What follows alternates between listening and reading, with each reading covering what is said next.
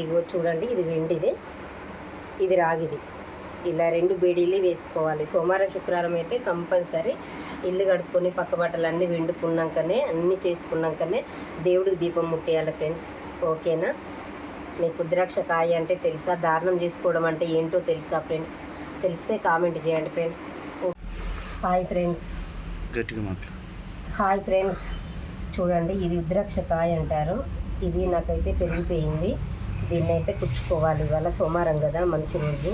దీన్ని కుచ్చుకుందామని ఇగో ఈ దారం అయితే కొనుక్కొచ్చుకున్నాను. ఈ తాడు పచ్చతాడుకే కుచ్చుకోవాలి ఫ్రెండ్స్. ఇది దేనికి కుచ్చుకోవద్దు, మళ్ళీ బాగుండదు, వేసుకోవద్దు కూడా వేరే దానికి. ఈ పచ్చదారానికే కుచ్చుకోవాలి.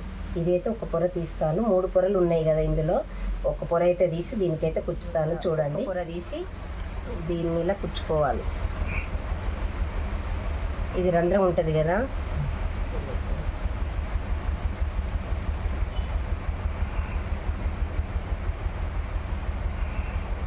ఇది ఉంది కదా ఫ్రెండ్స్, ఇలా తీసుకోవాలి ఇట్లా. ఎందుకంటే ఇది ఒక పొర ఎందుకు తీసినంటే సన్నగా ఉంటుంది, లేకపోతే లావు వస్తుంది ఇట్లా.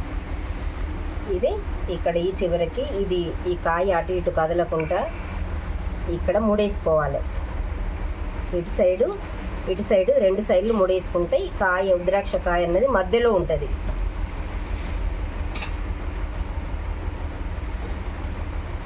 ఇట్లా ముడేసుకున్నాం కదా,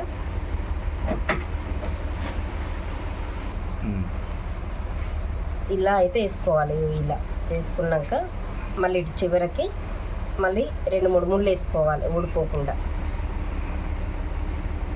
ఇవి ఇట్లా వేసుకోవాలండి. ఇది ఇట్లా వేసుకుంటే ఊడిపోదు. ఇది రుద్రాక్ష కాయ అంటే మీకు తెలుసా ఫ్రెండ్స్? ఇది శివుంది. దారుణం చేసుకున్న వాళ్ళు ఇలా వేసుకుంటారు. ఇది వేములవాడన అయ్యగారే ఇస్తారు.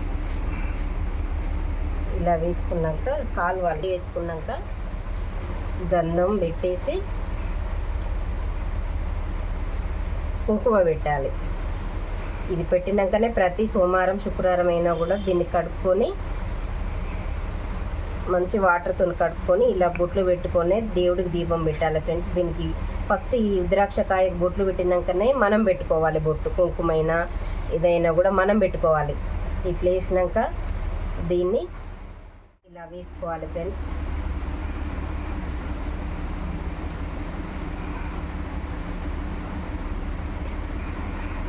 ఫోటో తీసినగా ఇది మెడలో వేసుకోవాలి. ఇలా అయితే వేసుకోవాలి ఫ్రెండ్స్. బొట్లు పెట్టినాకనే వేసుకోవాలి. చూడండి, రుద్రాక్ష కాయ అంటారు దీన్ని.